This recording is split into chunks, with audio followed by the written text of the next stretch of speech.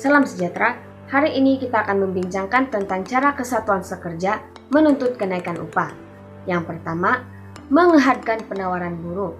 Kesatuan sekerja boleh mengehadkan penawaran buruh di pasaran dengan cara mengenakan kotak keahlian kesatuan sekerja, memanjangkan masa latihan, mengetatkan syarat-syarat keahlian, memendekkan masa kerja, dan mengadakan sekatan kemasukan buruh asing. Kaidah ini sering digunakan oleh kesatuan sekerja bagi golongan pekerja profesional seperti dokter, peguam, accountant, dan arsitek. Penawaran buruh akan berkurang jika cara ini berkesan. Ini adalah graf bagi kesan mengehadkan penawaran buruh. Berdasarkan graf ini, I-sifar adalah titik keseimbangan pasaran buruh yang asal. Pada titik ini, kadar upah dan kuantiti buruh keseimbangan ialah W-sifar dan L-sifar. Apabila penawaran buruh berkurang, maka keluk penawaran buruh beralih ke kiri dari SL-sifar ke SL1 dan titik keseimbangan akan berubah dari I-sifar ke I1. Pada titik ini, kadar upah dan kuantiti buruh keseimbangan ialah W1 dan L1. Ini menunjukkan kadar upah akan meningkat, yaitu dari W-sifar ke W1, selepas dasar mengehadkan penawaran buruh dilaksanakan. Namun begitu, terdapat juga kelemahan dasar ini, yaitu kuantiti buruh yang digunakan semakin berkurangan. Cara seterusnya, menetapkan kadar upah minimum. Upah minimum adalah satu tingkat upah yang paling rendah untuk dibayar oleh majikan kepada pekerja. Walau bagaimanapun, majikan boleh membayar dengan upah yang lebih tinggi. Biasanya, kadar upah minimum adalah lebih tinggi dari kadar upah keseimbangan. Ini adalah graf bagi kesan menetapkan kadar upah minimum.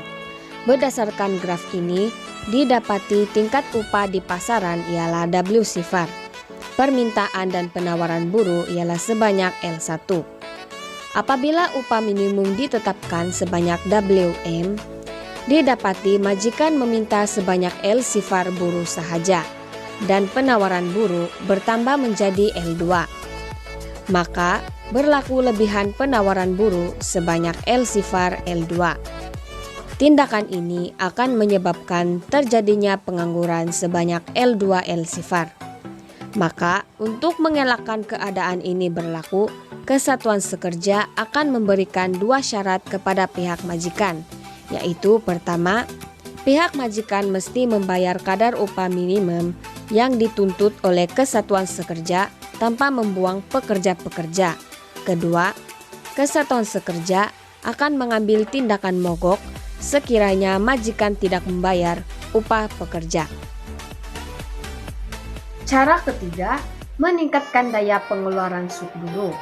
Permintaan buruh bergantung kepada daya pengeluaran sutnya. Semakin tinggi tingkat daya pengeluaran sut, maka semakin tinggi tingkat upah yang diperolehi, dan sebaliknya. Langkah-langkah yang dapat diambil untuk meningkatkan daya pengeluaran sut buruh adalah melalui latihan sepenuh masa atau latihan sambil bekerja, menggunakan teknologi modern, sistem pengurusan yang sistematik, dan mengadakan kemudahan sosial seperti taman permainan, kesehatan, pengangkutan, perumahan, pendidikan, tempat kerja yang selesa, dan lain-lain. Melalui langkah ini, maka keluk permintaan akan beralih ke kanan. Ini adalah graf bagi kesan peningkatan daya pengeluaran sut buruh. Graf ini, W-sifar ialah tingkat upah yang asal, dan kuantiti buruh yang diminta ialah sebanyak L-sifar. Apabila berlakunya peningkatan dalam daya pengeluaran buruh, maka keluk permintaan buruh akan berubah dari DL0 ke DL1, dan tingkat upah akan bertambah dari W-sifar ke W1. Tanpa mewujudkan sebarang pengangguran. Sebaliknya, jika tidak berlaku peningkatan dalam daya pengeluaran buruh, kenaikan upah dari W-sifar ke W1 akan mengakibatkan pengurangan penggunaan tenaga buruh sebanyak L sifar. Dengan perkataan lain, kenaikan daya pengeluaran SUT akan menyebabkan kadar upah naik secara otomatis dan kuantiti buruh akan bertambah. Ini merupakan satu kaidah yang paling baik untuk meningkatkan upah. Cara yang terakhir adalah perundingan kolektif. Perundingan kolektif adalah satu proses tawar-menawar antara kesatuan sekerja dengan organisasi majikan untuk mencapai persetujuan tingkat upah dan syarat-syarat pekerjaan bagi pekerja-pekerja. Keputusan akhir dalam rundingan kolektif bergantung kepada size dan kekuatan relatif kedua-dua pihak yang berkenaan. Jika pihak kesatuan sekerja berjaya dalam tuntutannya, ada kemungkinan pula pengangguran akan terjadi. Ini adalah graf kesan perundingan kolektif. Berdasarkan graf ini, kadar upah keseimbangan ialah W sifar dan jumlah buruh yang diambil bekerja ialah L sifar. Jika pihak kesatuan sekerja telah mendesak supaya upah dinaikkan ke W1, seandainya tuntutan kesatuan dipenuhi, maka pihak majikan akan mengambil pekerja seramai L1 sahaja. Jumlah buruh yang diminta oleh majikan akan berkurangan karena upah yang perlu dibayar telah meningkat. Dengan kata lain, majikan akan menggantikan sebahagian daripada tenaga buruh dengan jentera. Sebaliknya, dengan kenaikan kadar upah ini, jumlah pekerja yang ingin memasuki industri itu akan bertambah dari L sifar ke L2. Jumlah pekerja yang tidak dapat memasuki industri ini ditunjukkan oleh X.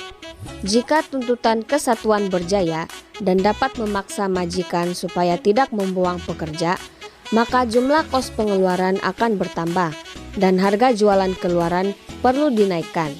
Ini bermakna suatu situasi inflasi telah diwujudkan.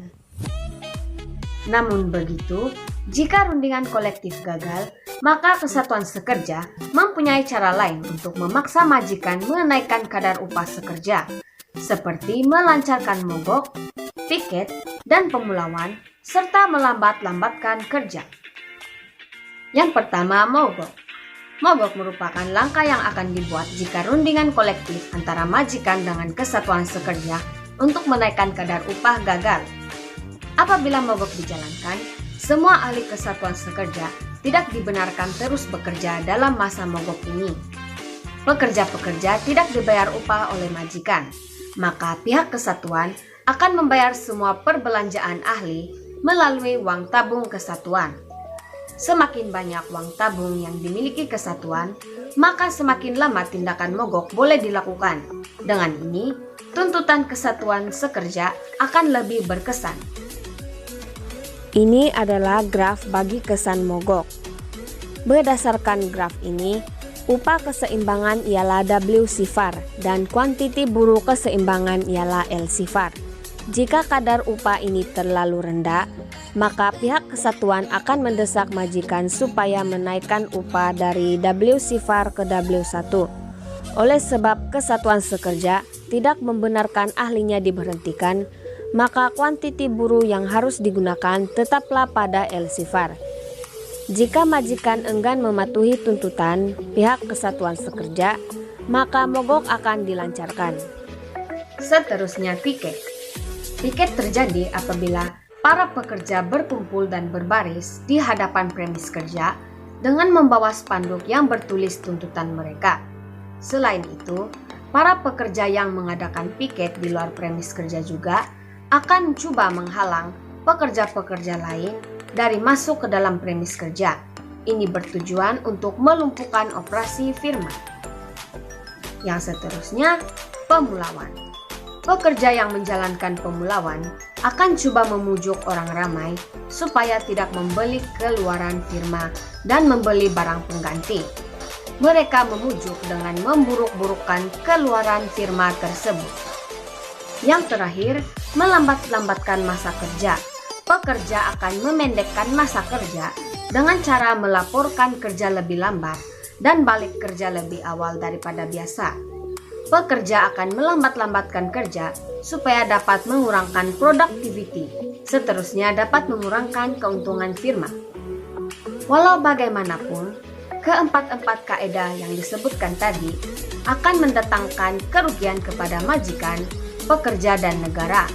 Oleh itu, terdapat kaedah lain yang boleh diambil tanpa mendatangkan kerugian. Kaedah yang pertama, pendamaian. Pihak majikan dan kesatuan sekerja perlu bersemuka untuk mengadakan rundingan bagi mendamaikan pihak yang bertelingkah. Lazimnya, pegawai daripada Kementerian Sumber Manusia akan bertindak sebagai pendamai. Jika kaedah ini gagal, kes akan dirujuk oleh Kementerian Sumber Manusia kepada pengadil timbang tara. Seterusnya, timbang tara. Timbang tara terdapat dua jenis, yaitu timbang tara sukarela dan timbang tara wajib. Timbang tara sukarela bermaksud majikan dan pekerja menyerahkan kes mereka secara sukarela dan bersetuju untuk menerima sebarang keputusan yang dicapai. Manakala timbang tara wajib pula, kedua-dua pihak yang bertelingkah merujuk kes mereka kepada pengadil timbang tara atas arahan Kementerian Sumber Manusia. Segala keputusan wajib diterima oleh kedua-dua pihak. Yang terakhir, Mahkamah Perindustrian.